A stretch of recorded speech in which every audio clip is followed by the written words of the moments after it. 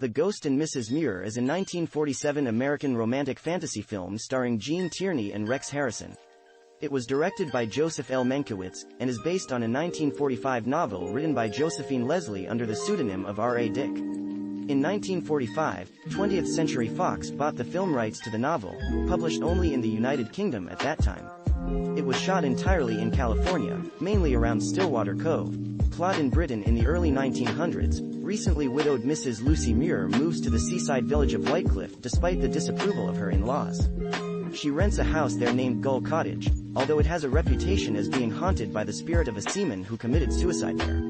On the first night after moving in with her young daughter, Anna, and her loyal maid, Martha, Lucy is visited by an apparition of the former owner, a roguish but harmless sea captain named Daniel Gregg. He tells Lucy that his death 4 years ago was not a suicide but actually the result of accidentally kicking the valve on a gas-fired room heater in his sleep. Daniel explains that he had wanted to turn Gull Cottage into a home for retired seamen and does not appreciate her presence, having personally frightened away previous visitors. However, due to Lucy's headstrong attitude, as well as her appreciation of the house, Daniel reluctantly agrees to allow her to live in Gull Cottage, and he promises to make himself visible only to her. Lucy's poor investment, her only source of income, has dried up, and she considers a move back to London. However, Daniel has warmed up to her and asks her to stay. They decide to write a book, a dictation of his memories from his time at sea, for which she will profit. During the course of writing the book, they fall in love. Both realize it is a hopeless situation, and Daniel tells Lucy that she should find a living man to be with. In London, Lucy goes to meet a publisher and becomes attracted to Miles Fairley, a suave author who writes children's stories under the pen name Uncle Neddy. Daniel's lurid and sensational recollections, titled Blood and Swash, become a bestseller, providing Lucy with royalties which she uses to buy Gull Cottage. Fairley follows her back to Whitecliff and they begin a whirlwind courtship. Though initially jealous of their relationship, Daniel decides to leave, as he considers himself an obstacle to Lucy's chance at happiness. While she is asleep, he places in her mind the suggestion that she alone wrote the book and his presence was merely a dream. He then fades away after declaring his regret that he never had a life with her. Fairley sends a note cancelling a planned visit to Gull Cottage, saying he will be in London for a few days.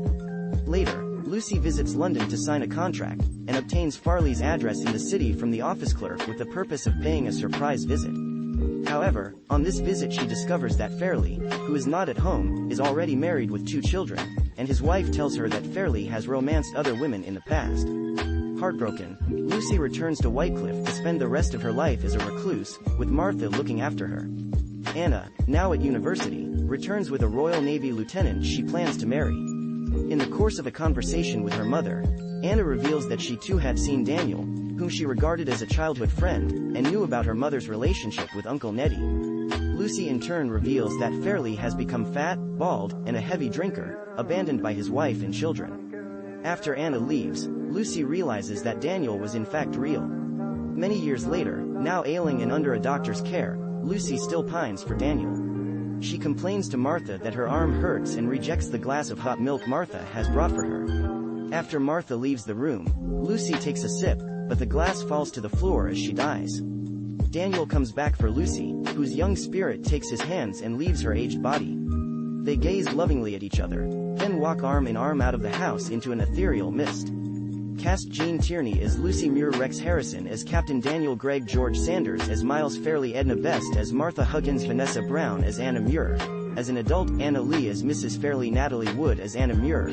As a child, Robert Coote as Mr. Coombe, Isabel Elsom as Angelica Muir, Lucy's mother-in-law Victoria Horn as Eva Muir, Lucy's sister-in-law Whitford Kane as Mr. Sproul, the publisher, uncredited, Stuart Holmes as man ordered out of train compartment by the captain, uncredited, production. Although Joseph Mankiewicz had an excellent reputation as a screenwriter, Philip Dunn says Mankiewicz's only contribution to this script was writing a couple of excellent lines for George Sanders' character.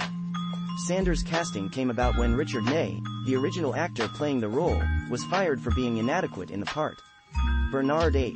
Ehrman, the composer of the film's music, regarded it as his finest score. Reception: The New York Times called The Ghost and Mrs. Muir a pleasurable film, despite its failings, singling out Edna Best for, by far the best performance, sick.